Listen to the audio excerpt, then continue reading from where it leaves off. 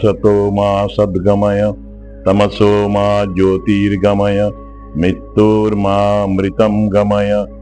ओम शांति शांति শান্তি। আমাদের সকলের প্রিয় ও শ্রদ্ধাস্পদ প্রয়াত ডাক্তার পিনাকি রঞ্জন রায় ভারতবর্ষের স্বনামধন্য চক্ষু চিকিৎসক। তার শতবর্ষ উদযাপিত হচ্ছে আগামী মাসেই 8ই নভেম্বর। তো আমরা যেতে পারছি না বলে আমার দুঃখ হচ্ছে। আমি বাইরে থাকবো এই সময়ে রাজস্থানে। আমি আন্তরিকভাবে এই অনুষ্ঠানের সর্বাঙ্গীন সাফল্য প্রার্থনা করছি ঈশ্বরের কাছে। এই মানুষটি বাংলার রত্ন, মালদা জেলার রত্ন। তিনি জন্মেছিলেন 1926 সালে 8ই নভেম্বর। 2005 সালে তার প্রয়াণ হয়েছিল। আমি তার মৃত্যুর আগে 40 মিনিট আগে গিয়েছিলাম মালদা নার্সিং হোমে তার সাথে দেখা করতে। শ্বাসকষ্ট হচ্ছিল বলে উনি বসেছিলেন, বললেন আমি নিচে নেমে প্রণাম করতে পারবো না, আমার প্রণাম নেবেন। তারপরে তার পরিবারের সবাইকে বললেন মহারাজদের প্রণাম করো। ওরা যারা ছিলেন তারা কেবল আমাকে প্রণাম করলেন, আমার সাথী যে স্বামীজি ছিলেন তাকে প্রণাম করেননি। তিনি কিন্তু চশমার ভেতর থেকে দেখলেন, দেখে বললেন সাধুরা সব এক, এই মহারাজকেও প্রণাম করো। এটা নতুন শিক্ষা যেন পেলেন, ওরাও পেলেন, আমিও পেলাম। আমি ওর সাথে বেশ কয়েক বছর একত্রে কাজ করেছি। আমি জেলা সংশোধনাগারে বন্দীদের জন্য কাজ করতাম নানা ক্ষেত্রে।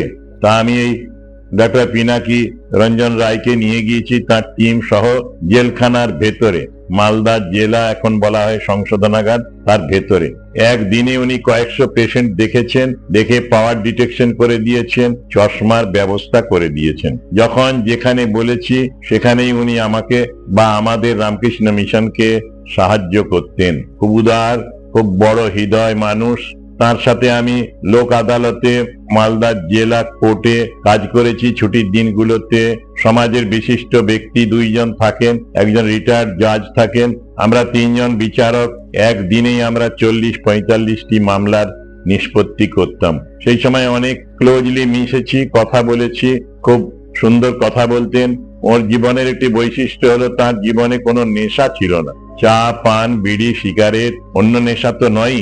এইরকম পরিষ্কার মানুষ বিরল। এই মানুষটিকে সবাই ভালোবাসতেন, সবাই শ্রদ্ধা করতেন, আমরাও শ্রদ্ধা করেছি। ওর প্রতিষ্ঠিত সীতারাম সেবা সদন ওর গুরুর নামে, উনি ছিলেন সীতারাম দাস ওঙ্কারনাথজির শিষ্য। সেখানে আমাদের যখন উদ্বোধন হয় সেই অনুষ্ঠানে গিয়েছিলেন স্বামী লোকেশ্বরানন্দ মহারাজ। তো আমাদের এই পিনাকি রঞ্জন রায়কে আমি একদিন জিজ্ঞেস করেছিলাম, রাত্রিবেলায় আপনি 150-200টি ক্যাটারাক্ট অপারেশন করেন, কি করে সম্ভব? উনি তখন বলেছিলেন সীতারাম আমার হাতে বসেন। সীতারাম অর্থে সীতা দেবী, রামচন্দ্র, আবার সীতারাম তার গুরুদেব। তাদের শক্তিতেই তিনি কাজ করেছেন। তিনি খুব ভালো চণ্ডী পাঠ করতে পারতেন। ওর ক্যাসেট আমার কাছে ছিল, আমি অনেকদিন তার ক্যাসেট শুনেছি। বড় মিষ্টি গলা ছিল তার। তিনি আমাদের মর্নিং ওয়াকের সময় আশ্রমের পাশ দিয়ে রাস্তা দূর থেকে দেখতেন ঠাকুরের বিগ্রহটি দেখা যাচ্ছে না। উনি অবিলম্বেই ঠাকুরের সামনে একটা আলোর ব্যবস্থা করলেন, যে আলোটি জ্বালানো থাকলে ওই দূরে রাস্তা থেকেও যারা সকালে হাঁটেন, মর্নিং ওয়াকার, তারা দেখতে পাবেন ঠাকুরকে এবং প্রণাম করতে পারবেন। অনেকেই ভেতরে তো যেতে পারবেন না, ওইরকম পোশাকে বা জুতো পরে আছেন। সেই জন্য তাদের জন্য এই সুবিধাটা যেন হয় সেটা উনি চেয়েছিলেন। সেদিন আমাদের রামকৃষ্ণ মিশনে কোনো বড় অনুষ্ঠান থাকতো, তার কাছে যেতাম, অনুরোধ করতাম, তিনি আসার চেষ্টা করতেন এবং আমাদের আনন্দ দিতেন। এই মানুষটি সম্বন্ধে বলা যায় তিনি ছিলেন একজন হলিস্টিক ম্যান, পূর্ণ মানুষ। শুধু চিকিৎসা নয়, সমাজ সেবা, সমাজ বন্ধু, সকলের বন্ধু বলে তাকে মানা যায়। তাকে শ্রদ্ধা করতেন সকলেই। এমন কোন মানুষকে দেখিনি ডাক্তার পিনাকি রঞ্জন রায়ের কে অশ্রদ্ধা করেছেন।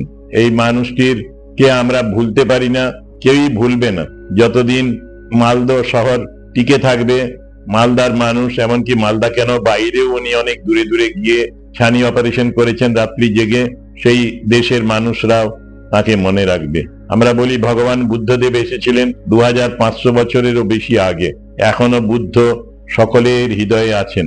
তেমনি ডাক্তার পিনাকি রঞ্জন রায় একজন দেবতার প্রতিম চিকিৎসক, যেমন দেখতে তেমনি কাজেও। আমরা বলি দর্শনধারী এই মানুষটি দর্শনধারীও ছিলেন, আবার চিকিৎসাও তার নিখুঁত হাত ছিল। এই জন্যেই আমরা পিনাকি রঞ্জন রায়কে কোনোদিনই ভুলব না। এই শতবর্ষের অনুষ্ঠান উপলক্ষে যারা এসেছেন তারা তার কথা শুনবেন, মনে রাখবেন এবং তার কথা বলবেন অন্যদের।